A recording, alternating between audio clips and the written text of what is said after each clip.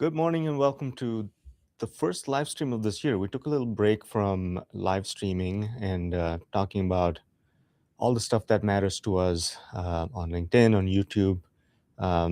But it's a really good time to talk about the topic we're talking about today. And it is about to be budget season. If you're already not planning for it, you are about to start planning for budget season, right? You're getting ready for your workshops, and your departments are working on their individual budgets, and they're supposed to send them to you if you're a CFO. And it's just going to be a busy time starting April. It's already February, and you need to, assuming you're on the June through July 1 through June 30 fiscal year, uh, it's going to be a real busy time for our folks in um, finance in the second quarter of this year, of this calendar year.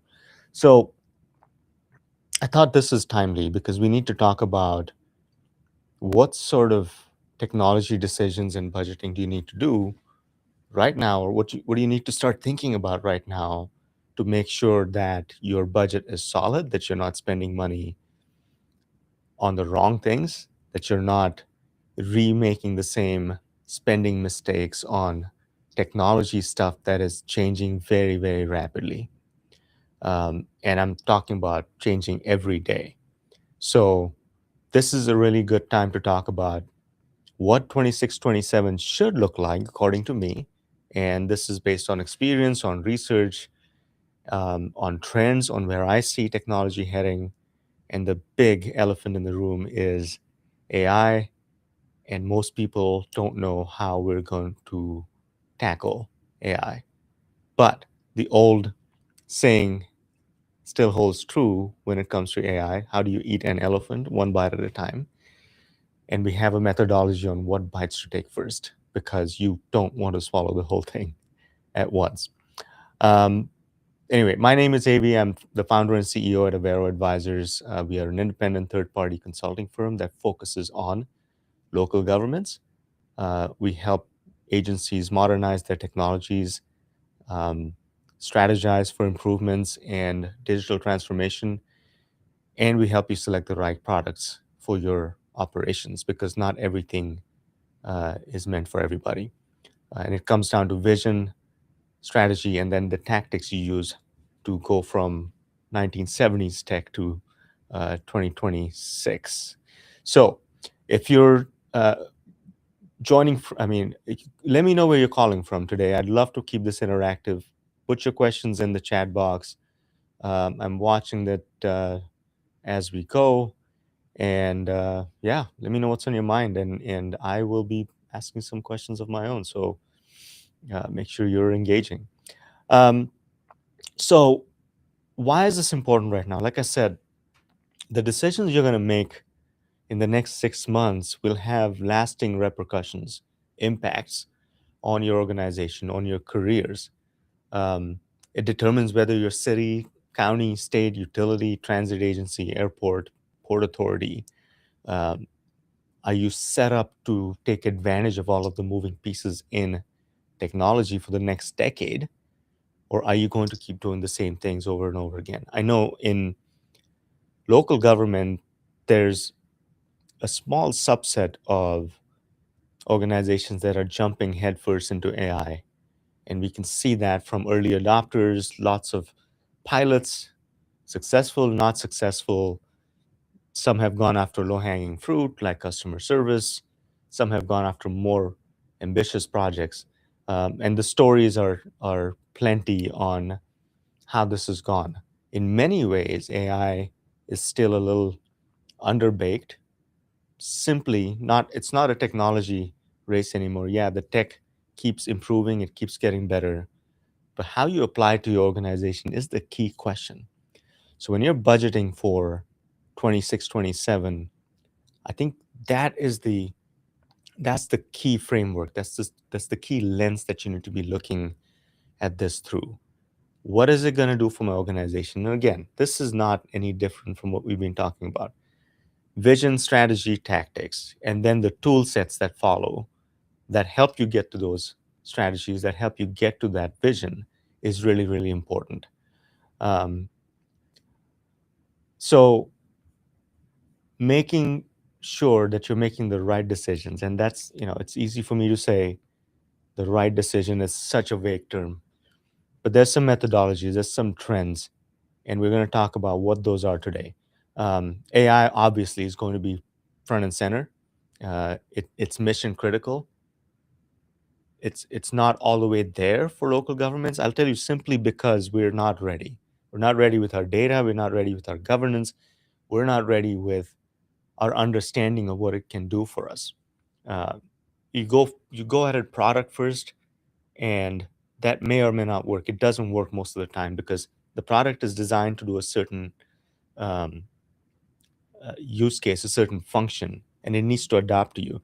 The other thing I've realized is that every AI implementation has to be its own implementation. I know these are SaaS products or being sold as SaaS products, but if an AI product is being introduced into your organization, it needs to train on your data. Your data needs to be clean. It needs to be um, secure. It needs to be useful for the AI to be training on and then being useful.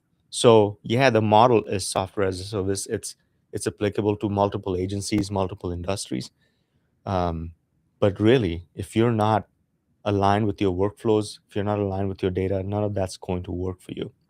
And we're realizing that as a company, as we're trying to implement automation tools and implement AI into our workflows. And remember, the people aspect of that workflow never goes away. There still needs to be taste and context and experience that needs to go in to any workflow to make it useful, AI or not. So AI is just a tool, but it doesn't work if you don't have these things lined up. And it's not a very popular thing to say among the AI circles, right? Everybody's talking about technology. Everyone's talking about the product, what this product versus that product does, what it can do for your organization. The promises are great. They're actually real because it's got the capacity, it has the ability to do those things.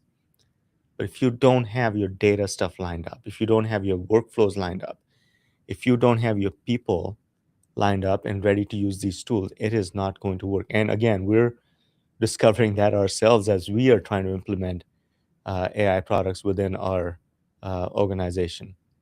Um, Welcome, Eric, Osvaldo, Sarah. Thanks for joining this morning. Keep it interesting. Ask me questions. Interrupt me. Um, let's make it fun. So, yeah, AI is now it's mission critical. It is going to be the foundation of how we operate, and it's a marketing race. I've talked about this before. The bigger companies, the large software vendors, they all have AI baked in. They're doing great stuff with their product within their ecosystem. So if you're not a subscriber to Oracle Fusion or Workday or SAP's S4HANA, what do you do if you're working with some 20 plus year old enterprise system that is the system of record for your organization and you want to deploy AI? Now, one of the things that governments have as an advantage is historically they've been able to leapfrog technologies, right? Because of how slow they are adopting by design, because they are not supposed to be risk taking with technology. They're supposed to be making technology useful so that they can deliver results to their customers, the citizens.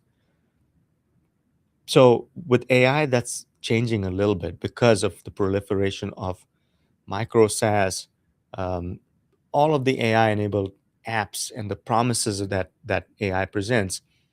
I've seen companies and agencies jump in and try things. You can do that as long as, again, you're containing it so that if there's damage, it's contained, that it's not spread throughout the organization. But again, back to my major point, it's mission critical. We need to start talking about it. We need to take this seriously. And now we need to start budgeting for it, not product first. And I'll talk about what that needs to look like. The second major thing we'll talk about is cyber security. Huge talking point, buzzword over the last 10 years, rightfully so. But in the last year and a half, 2 years, AI has overtaken that buzzword, and not just as a keyword, but also NASCIO has shifted. Right, they're saying now that AI is the number one priority. Cybersecurity was the number one priority for 12 straight years. And now it's AI. So AI has unseated, excuse me, cybersec as a priority, a budgeting and operational priority over after 12 years. Um, so what are the 5 critical areas for 26, 27? We'll talk about the planning. We'll give you some real examples. I'll take some real examples. And then we'll talk about some common mistakes to avoid. And I've already talked about one, don't go product first. Um, but really, these 5 areas will help you set the baseline for not just the next fiscal year, but the next 10 years, the next decade, because you're setting the foundation of how your organization is going to operate using your institutional knowledge, your data, your tribal knowledge, and how you're going to layer on top of that AI products and services that enable you to do more with less. That phrase is more true today, but keep in mind, this is not plug and play. And I've been down this rabbit hole intensely on how you operate, how you implement AI products, how you make them useful, how you actually do more with less. What does that look like? Where do you put the humans in the loop? What's the role of humans in this new world that we are living in? And there's a big role for humans to play. But the automation is very, very cool. It it can replace a lot of your mundane tasks, a lot of your workarounds, a lot of your spreadsheets, as long as you do this mindfully and right. Before I get in there, I'm gonna take a question from Sarah Roser. When budgets are tight, how should local governments decide which technology risks are acceptable to carry for another year versus which ones become non-negotiable investments in the upcoming year? What a great question. Budgets are always tight. Resources are always limited. So, of course, there'll be years when there's more better funding events like we just had with unfortunately with COVID. But the baseline is that budgets are tight, and how you decide on what to keep running versus what to go buy, it all depends on the risk profile, right? Is something going to break that's going to not allow you to pay your people? Is something going to break that will disable your ability to collect on taxes? Critical things. Think about these things much ahead. Like, if you're in a fiscal year and something broke, that just tells me you didn't plan for this, because software systems don't break. I mean, they do break overnight, but you see it coming. If you're mindful, if you're planning it, if you're watching it, if you are being methodical about managing your application stack, they shouldn't fail overnight. You should have a plan B. You should have a fail safe. But this is a strategic question. How do you know if you've done all the planning and if you've done all the fail safing? It's not a word, I just made that up. But if you've done all of the right things, how do you plan to take that risk? It's all about risk management. And somebody needs to make the call. It's typically the CIO, sometimes it's a CFO, saying we can make this run one more year while we secure the funding for a new product. So really comes down to what the use case is. Have you planned for it or not? Are you talking about an emergency? Hopefully not, because if that's the case, then your options are very limited, right? So the point of this session is to help you think through what those risk elements are and how do you plan for that. And you could have a system that's failing, but it's been propped up, it's backed up in the cloud. You have some managed service providers managing that risk. There's several different things you can do to keep things running, but the key point is that you have to be strategic about it. You have to know when you're going to either repair or upgrade or replace it, right? This is not any different than what we've talked about in enterprise asset management discussions, where it's an asset. What's the useful life? Is it still doing the thing it's supposed to do for you? What are the risk factors? How is it going to fail when it fails? And what are you doing to secure that risk? And part of the strategy could be planning 2 years out, securing the funding to go get a new thing. And I'm talking about an ERP system, a financial system, enterprise asset management, what have you. The concept is the same. You have to be mindful and plan well on how you're going to manage that risk. Thanks for that question. So back to the 5 areas. Um, and look, the financial reality is that post-pandemic finances are healthier. People are still holding on to some funds from ARPA and whatnot, and or they've planned, capital planning long-term wise. It's pretty healthy as far as I can tell. And if there is a slowdown in the economy, if there's a downturn, what my experience of 20 plus years working in local gov is that it takes time for that to hit the budgets because of revenue cycles and tax collection. So I think we're in a good spot to be talking about what we'll be talking about in terms of the 5 key areas and their impact on the budget. If anything, doing this right will allow you to do more with less, one, but also, cost savings are tremendous. If you can pull off AI automation, if you can pull off um, offloading your major enterprise systems into the cloud or into SaaS. Again, I know you'll say that it's not always cheaper, but yes, it's more efficient. It saves you labor. It saves you a lot of things, infrastructure that you're not considering when you just say it's not cheaper than being on premise. And we'll get to that point too. There's a movement you'll hear about data sovereignty, right? In the last 10 years, we've only been talking about moving to the cloud, buying SaaS software as a service, where you don't buy the product, you're buying a service, you're subscribing to a product, but your data is living in someone else's cloud. Your data is living in the Oracle cloud, or the Workday cloud, or Microsoft, and you don't have sovereignty over that data. Their models get trained on the data, and this is a blanket statement. There may be some caveats there where products don't train their models, AI models on the data, but largely that is true. Um, so data sovereignty is going to be huge. So financial reality is okay, but what you don't want to do is cut corners right now. The scrutiny is also up, right? Everyone's looking at government, Doge, efficiency is top of mind, cost saving is top of mind, scrutiny is up. People want to see ROI, prioritization, risk, strategy. They don't want to see governments just spend money. Um, so budgeting is really important. Telling a story about why you budgeted a certain thing is really important. So let's dive into it. The first one is AI. I'm gonna stay on my soapbox for a while. It's not optional, but it should be governed. When you're budgeting for 26, 27, don't budget for a product you saw at a conference last year. That product is already obsolete, probably, right? You saw something last fall at a conference, looked cool. Don't take that and put it in your budget saying, I'm going to buy that thing next year. By the time you implement it, that's 2 years later, right? Or a year later. And it's not the same product. The LLM models have changed. The landscape has changed. There's lots more automation. There's lots more availability of options.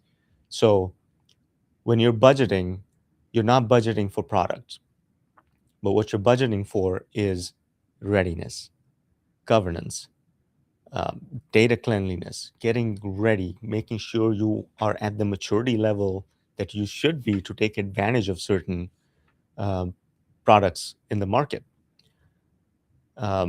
And you need to find use cases and fund use cases. So what happens typically is, again, you'll see a product, they'll sell you on a pilot, and it's a solution looking for a problem, right? You don't know exactly what it's going to do. Now, again, blanket statement.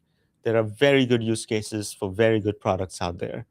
And for some really low hanging fruit that doesn't really impact the whole organization, right? You can take a small piece of your operation and find a use case and pilot some product. That's fine. But when you pilot something without a use case or a set of use cases, you're asking for trouble, because how do you know that it's successful? How do you know that this works or can be scaled? So funding use cases is really important. And how do you get to your use case? Um, Good old workflow mapping, good old workflow analysis, good old looking at your operations, looking at where you want to go with this organization, and finding those within the workflow. What are those areas of the process that are extremely manual, that are extremely workaround laden, that depend on spreadsheets and paper? That's your use case. You cannot automate the whole thing. You need people, you have other systems, you have to make do with what you have. But finding use cases that are practical, achievable, that are measurable, the whole smart thing, um, is really, really important. Got a question coming in. Megan, hey, asks, what question should be considered when planning for an AI model for your organization? I'm getting to it. Um, the questions are around readiness. It's not about the model, right? It's are you ready to take this on? And I'm saying this as a consultant, right? But I've also been studying this quite a bit. Success happens when you have all of the pieces in place before you let an AI model um, into your organization, into your workflow. Examples of use cases could be, caseworkers saving minutes per report. I mean, casework in human health and human services or public housing, it's a massively manual process. You have to talk to people, you have to fill out forms, you have to field calls, you have to make calls. And I've seen examples of use cases where AI has been deployed in these specific use cases that have made lives really better. So, saving minutes per report saves thousands of hours per year. What that means is, and caseworkers are hard to find.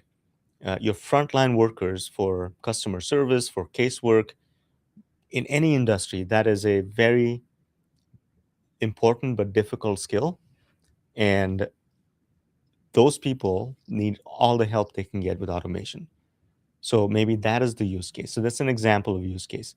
Um, but in 26, the trend is going to be agentic. Again, buzzword, keyword, we've heard about this. We've seen videos where people are connecting different agents and they're talking to each other. It's a really hard thing to pull off, right? Um, you need the agents, the LLMs to be stable, first of all. You need the agents to understand how to talk to each other. So in the end, it's a software development project that involves AI.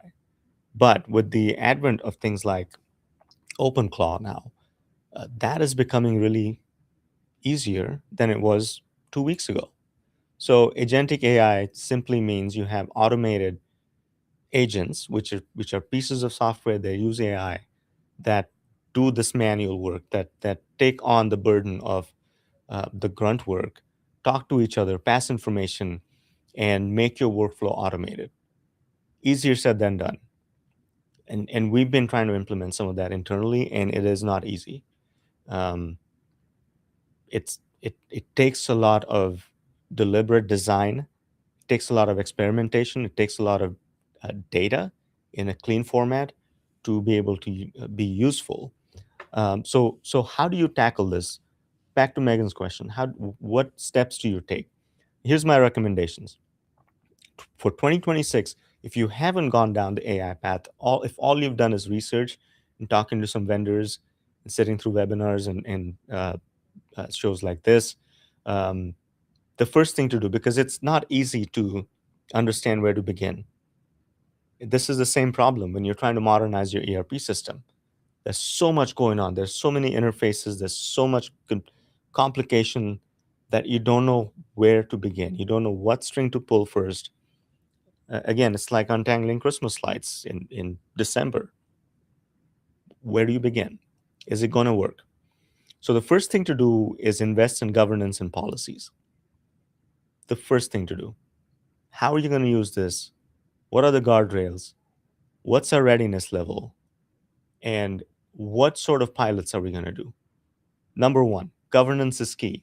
And by the way, tomorrow we're doing a webinar on just this topic, governance in AI for local governments, where to begin, trends, methodologies. We'll give it to you all. So we'll dive deep into um, the webinar tomorrow. The link's on my LinkedIn. Go check it out, sign up for it. It's going to be great. So governance and policies is first. The next is security and privacy. Um, this applies across the board, but it particularly applies to AI. Because when you start giving access to your environment to AI models, you have to make sure that they can't go rogue, that they can't access things they're not supposed to.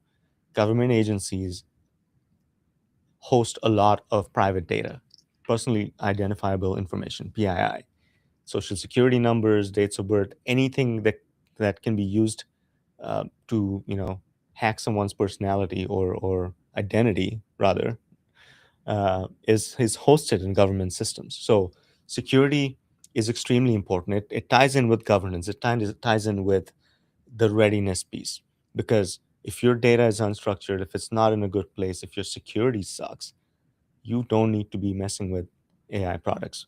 Fix that first.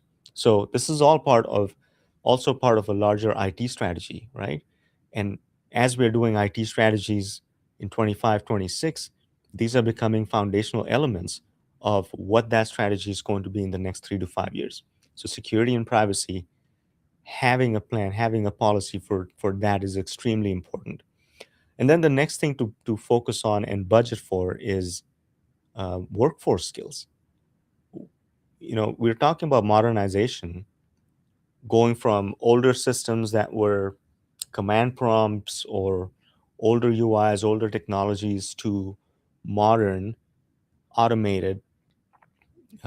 They look cool. Like your work system should feel like you're using Amazon or Apple products. So, how do you train your workforce to go from what they know to something new? And how do you make sure they're ready for the shift? Because as you implement newer technologies, as you implement AI products and automation, people's jobs change. It's not just the tool set, their actual job is changing. They may be more suited to another part of the organization, they may be more suited to another function because the thing that they were doing is now mostly automated. So, how do you talk about it? How do you get people ready? How do you train them? How do you do change management? Because you are changing people's lives. We've talked about this before. In any major transformation, change management is key. So, treating your people like people and making sure that any new technology doesn't really disrupt their lives is a really, really important thing to do, because I truly believe that no agents, agentic AI, nothing is truly going to replace people. Yeah, if I'm a citizen, I don't want to spend time filling out a form, but I do want to spend time talking to the person that has the context, the experience, the relationship, the human touch to try and solve my problem. Um, so, making sure your workforce is ready with their skills and the soft skills is extremely important. I'm going to stop here, take a question. Sarah asks, how can local government avoid locking themselves into AI tools that become obsolete or unsupported within a few budget cycles? Great question. And it's not even a few budget cycles. It's a real problem, right? Because most of these tools, um, unless they're building their own LLMs, which is again a difficult thing to do, it requires a lot of resources. But most tools are using commercially available in the cloud LLM platforms. So OpenAI, Anthropic, Gemini, Grok, you name it. There's several. There's hundreds. And yes, there's a huge chance of that model becoming obsolete or discontinued or going out of business that your whole stack is built on. So as you're picking product, you need to make sure that you understand the architecture and technology enough that at least gives you an understanding of what that risk is, right? And on the vendor side, it's on them to make sure that their product doesn't become obsolete, because it will. Things are changing so rapidly that things are becoming obsolete very, very quickly. I had a call with a young gentleman yesterday who was building a product to support sales functions that scrapes data from your CRM, from LinkedIn, from the internet, gives you context about who you should be talking to, what the fit is. And my question to him was, why is that a product? Why can't I do this? And what is the secret sauce? Like, what are you building that is special, that warrants that it's a product, a standalone product, that you have a company around it. Um, and the answer simply was context and data. Really, it's deep domain expertise that allows a certain piece of the industry to do business better is the answer. So becoming obsolete is a known thing. It's an accepted thing in technology, but with AI, it's on a daily basis, which is scary, but also something we can plan for. Um, all right, so that's getting. So we were on point number 3, workflow skills, 3 or 5, things you should be paying attention to, planning for, funding. Data quality. Number 4, data quality. This is huge, and I can talk about it for days. No modernization is going to be successful, AI or not, if your data is not good. And by good, I mean, is it useful? Is it transferable? Is it in the right format? Is it easy to ingest? Is it easy for different systems to understand? And I've done a long video on just that. If you go on my YouTube channel, you'll see it. Megan or someone, if you guys don't mind putting it in the chat box, um, it talks about what that means, right? If you were working, let's say a utility company, you have an older system, and that product that you've been using for the last 20 years is very forgiving. What I mean by that is in your phone number field, it allowed you to put notes. So you would put your phone number and notes like so and so's husband called and changed the phone number. This is the new number. It's fine. In the older system, you could go look it up. But modern systems, or most properly designed systems, don't allow that, right? Phone numbers should exist in a phone field. It should be a limited number digital field that should not accept any characters.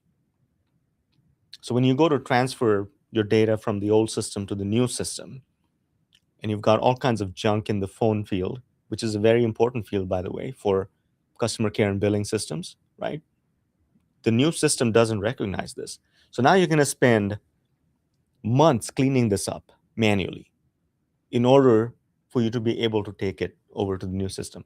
And that's just an example, right? And it can get even more complicated when you talk about street names, when you're not using like postal codes or uh, the post office certified address. I forget what it's called. Someone correct me. But my point is, you're moving garbage data into a pristine environment, and it's not going to take it.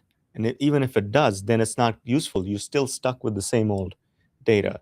So buying AI products, doing this and that with AI enabled uh, things, it's not going to work for you. Your AI is going to give you more garbage. Your outputs will be garbage. So data quality is extremely important. So where do you begin with that? What do you fund for data quality? Data quality assessments exist. There's products that do nothing but data quality, that'll tell you, product and service, that your data either is in great shape or it needs some adjustments. Here's the degree to which it will be easily ingested into the system you're trying to acquire next. So data quality uh, assessments, getting readiness is extremely important. No matter what, even if you're not buying a new system, obviously, you need to make sure that your data is pristine and useful. So make sure you're thinking about that and how you can fund that project. Again, bite sized. How do you get to becoming an AI native organization? It doesn't happen overnight. It will not happen overnight if your data is not in a place where it can be useful to train the models, to automate things, to give you the outputs that you need um, from the AI product. So extremely important data quality. Thought there were questions. It's just chatter. Yeah, Eric, how's UKG approaching AI? And I know we've talked about this when you were on the live stream last year, I think, about baking it into the product. I'd be curious to hear more about that. Okay, so that was 4. What is number 5? Ethical use and transparency. This is huge because as you implement AI, the questions remain on what models, the ethical nature of that particular model, how that fits into your policies and ethics, and then transparency. How transparent is it? Like, who gets to see what? This is transparency has been around for a long time, right? People have been talking about us, organizations wanting to show their financials on the website, drill down capabilities. You can go completely off the rails here because I had a client that was so transparent. They had an AS400 ERP, was tied to their website, that was showing every transaction on the website. Fine, that's how transparent they wanted to be. But the problem was that it was also a vector for attacks. It was open. That particular system was not very secure. So you can go completely off the rails if you don't take transparency seriously. So data quality tied with security, ethical use, and transparency. That's what you need to achieve. And if there's nothing else you do in 26, 27, have a strategy for that. Do some assessments. Make sure you're ready. And we've published several white papers around this, but the AI assessment that I am putting on the screen now is a really good place to start. It's the maturity assessment that will tell you where you stand today as far as your AI maturity is concerned. There's 5 different levels. If you haven't done anything with AI, you're at level 1. But there's ways to get to 2, 3, 4, and 5, and it tells you which product types you can then use if you're at a certain maturity level. We take this really seriously because you can't just jump to level 5 without having done any of the heavy lifting that you need to do in levels 1, 2. And that never stops, by the way. Data quality, security, it's an ongoing thing. You have to keep doing it. You have to make sure that your um, data is of the highest quality at all times and that you are in a secure posture. More questions coming in. Caleb asks, do you have an opinion on where the focus should be for underprivileged local governments who may lack the funding or infrastructure to be pioneers among their peers, but don't want to be left further behind during this current era? Automation, advanced machine learning. Very good question. And by underprivileged, I think you mean to say underfunded, smaller, right? They don't have the um, large organizations in IT or the hotshot CIOs. I think it's okay to be behind right now. It really is, because what I've seen is those organizations that have jumped feet first into or head first into automation and AI pilots. They've had the resources. I'm not talking money. You need to have the resources on staff or on contract to be able to tackle this efficiently and effectively. This is not a DIY project. It can be, but that'll be your only job. You won't get to do your day job, right? So my opinion on that is exactly what I'm talking about. The way to do this is by getting ready. The way to do this is by having use cases, having governance, and thinking about it right, taking the slower approach. It's okay to be slow and not jump at it. You don't want to be on the bleeding edge and bleed out, right? You want to see what others are doing. You want to learn from the industry and from experts and do it the right way. Um, so, at the end of the day, AI is an amplification program. It's not an elimination program. Companies that are going at it, saying we're going to replace half the workforce with AI, missing the point. You may be overstaffed in the first place. AI is not the cause for that. But if you use AI as leverage, you can 100x productivity, cost savings, efficiencies if you do this right. So it's an amplification program. And that's how it needs to be used. That's how we intend to use it at Avero. Thanks for that question. Next one is, speaking of transparency, how do local governments involve their constituents in decisions around AI? That's a really tough one. When you involve constituents, and I am a constituent, right? I'm maybe more well read or experienced in local government stuff.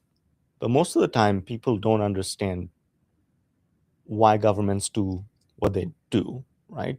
All I want is for my trash to be picked up. All I want is for the website to work when I need information and a link to work when I click on it. All I want is for my taxes to be accurate and for them to be used effectively. So when you do surveys, and we've done this as part of IT assessments and strategic plans, surveys of the constituents, what comes back is usually things like we need Wi-Fi in the parks, and now I'm sure it's going to be we need a useful chatbot so I don't have to talk to anybody at City Hall. So the constituents' desires are limited to what they need out of the city, which is very understandable. Why would I spend more time talking to my local government? Of course, unless I want to be involved in a civic sense, but operationally, um, I think when the city or county or organization decides on what route they're going to take, what kind of tools they're going to employ, there should be some communication on how they're doing it and what guardrails they're putting in place.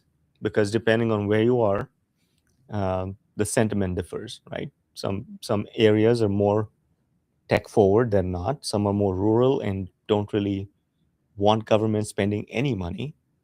So the stories you tell around how you're using AI, how you're going to deploy AI, what's in it for the citizen is extremely important in terms of sending that message.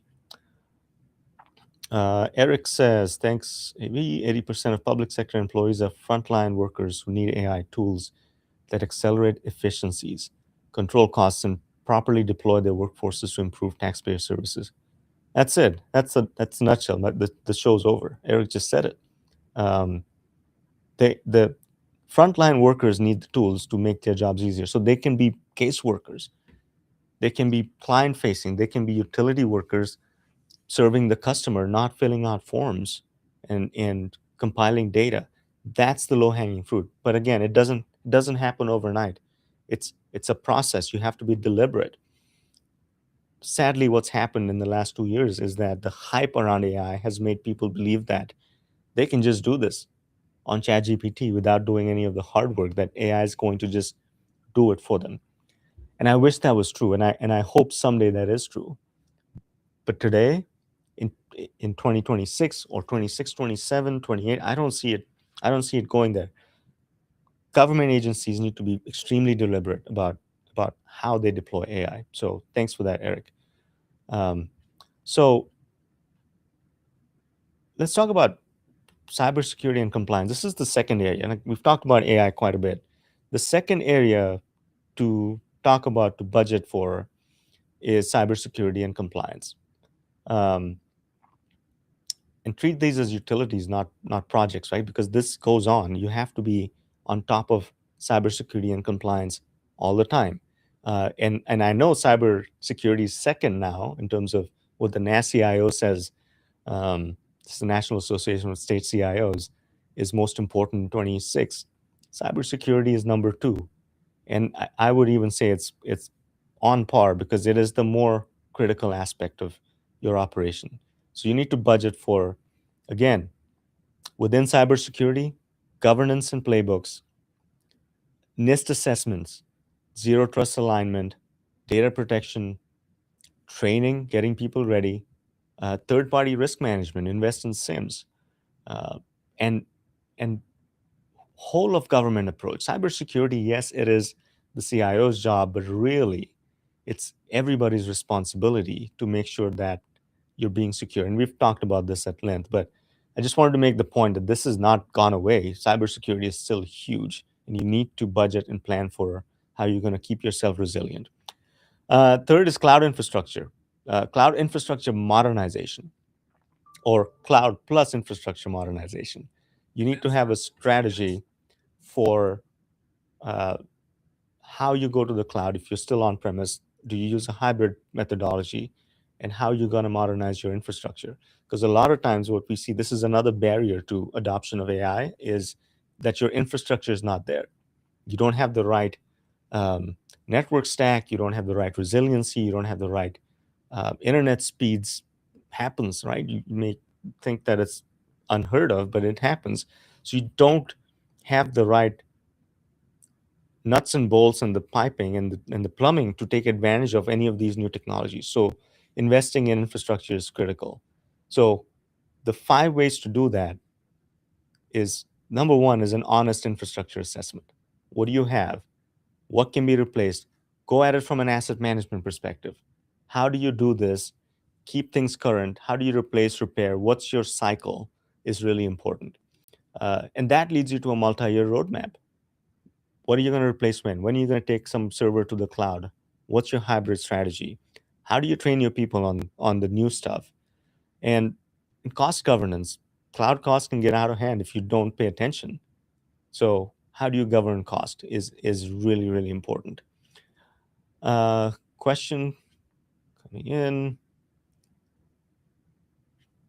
Robert Bell. Hey, Robert, do you believe we need a fundamental shift in how we approach adoption and problem solving? Too often we see organizations simply reacting to fix immediate issues.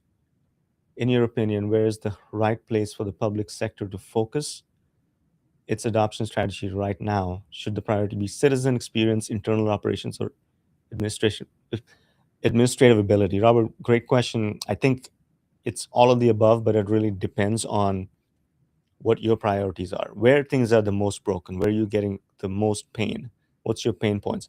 This isn't different from how we, sell into government, Robert. It's like, where are you hurting the most is where you should look and try to solve that problem, because that also gives you an immediate use case to go after, right? And the examples you presented, citizen experience, a lot of great products are out there doing citizen experience. Um, and it's a low hanging fruit because that data that is required to do citizen experience well is all out there. It's on your website, it's in the CRM. As long as it's not using any PII, you should be good. So the use case really depends on where your pain points are, and I think that's what you get to through assessments and maturity assessments and really understanding your organization. So the IT strategic planning process has a big workflow and automation component now. It's not just about software, it's not just about infrastructure, not just about cybersecurity. But what we do today is we'll find those opportunities for you through the assessments on what to tackle first, and then the order of things. So thanks for that question. Really, really insightful. Okay. And then the big one, ERP modernization. Number 4, budget for it. Really, it's time, right? Again, we talked about this. How do you make sure that you're weighing the risk versus reward of keeping your current systems versus going to something new? And a lot of times, what I've realized is most systems work most of the time, no matter what you're using. Um, they do the thing at a global level, unless they're broken. So why do people migrate ERPs? Why do they go from a Tyler to Workday or Workday to Oracle? Why do they do that? Because some process somewhere isn't up to their liking. Something is broken somewhere. And I'm not talking about the catastrophic failures. This is the 80% of the cases why agencies decide to move from one ERP platform to another is because they're trying to fix about 20% of what they're trying to do. And if 80% of your product works and you're trying to fix the 20%, what's the real strategy? What are you trying to go after? So having that clarity of mind, and if you're thinking about implementing a new ERP system, again, what do you budget for next year? Number one thing to do is an assessment. Again, I'm not saying that just because we do assessments, we'd love to do them for you, but do it yourself. Look at what you have. Where are the gaps? What workflows, what items within your workflows and processes don't work to your liking? What reporting are you not getting? Get a good inventory of what it is you're trying to replace, and then find the true cost of ownership, total cost of ownership. It's not, when you buy a SaaS product, you're not just buying licensing. You have to upgrade infrastructure. You have to change your security posture at times. You have to get more people. You have to implement this. There's costs involved. So what is the TCO over 10 years, over 5 years? And get ready for a multi-year implementation, because you know vendors might tell you this can be done in 6 months. Yeah, but that's their definition. What is the true timeline it takes to implement a major ERP product? That comes from an assessment, an ERP strategy, and making sure that you're ready for this transformation. And change management, I've talked about already, extremely critical, if not the most critical part of any ERP transformation. And the last one, we're running up on time, but we'll make it quick. Budget discipline. Um, here's the 8 mistakes to avoid, right? And as you budget for 26, 27, 8 mistakes to avoid. The first one is waiting too long to plan. Don't just throw a number in your budget sheet that goes to the CFO.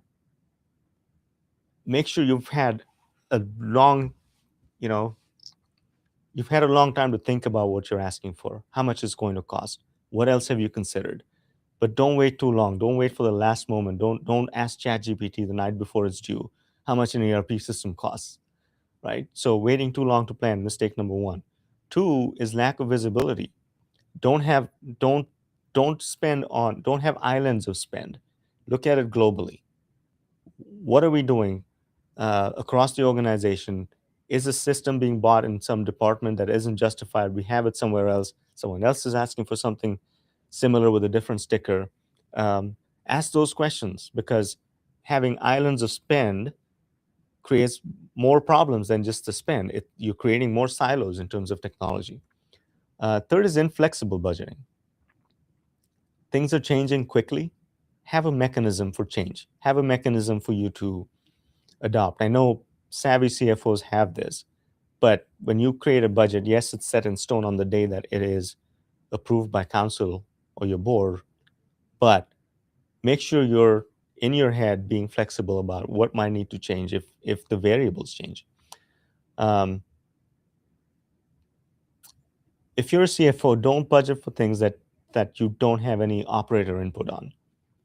Get people that are leading your departments, that are experts in their field, to tell you what they need, justify it, and then budget for that. Fifth is underfunding critical areas. You you need to know what those critical areas are, and don't cut corners there. This is true in terms of all kinds of technology. And then six is reactive spending. You can't do it, right? In government, if you're reactively spending, that means you didn't plan for it. Of course, it's different when it is an emergency or something broke, but try to curb that. Seven is ignoring software bloat. And this is going to become a bigger problem as more SaaS tools become available, as more AI products become available that solve your pain points. Micro SaaS that solves that pain point that you've been having for 20 years. But it may solve the problem, but if you don't do it in terms of grand strategy across the organization, you're going to have software bloat. And then eight is no value capture. No matter what you do, how much money you spend, you have to make sure that there's value being delivered to your organization. So make sure there is a mechanism to identify what that value is going to be. And if you need help with any of this, planning, assessments, value capture, total cost of ownership, as you go into planning and budgeting season, please reach out to us. We've done this forever. We're really good at it. So as we wrap up, I'm going to take one or two last questions. Oh, there aren't any. Great. But let's, as we wrap up, I want to just give you this framework as we close off. Audit, align, plan early, build flexibility, and realize value. Run, grow, transform. You can't jump at AI products. Don't budget for AI products unless you've done the hard work of the readiness assessments, data structure, policies, change management, because that is a failing strategy if you just go product first. And remember, decisions you make today, in the next 6 to 12 months, in the next 6 months, less than 6 months, we're in budget season. Decisions you make between now and May and June are going to impact your organization for the next decade. So be mindful, take this seriously, and reach out if you need anything. And we'll see you again tomorrow will be on the webinar with the governance in AI for local government. And keep the questions coming. If we didn't get to anything, the chat's open, the comments are open, and we'll see you next time. Thank you.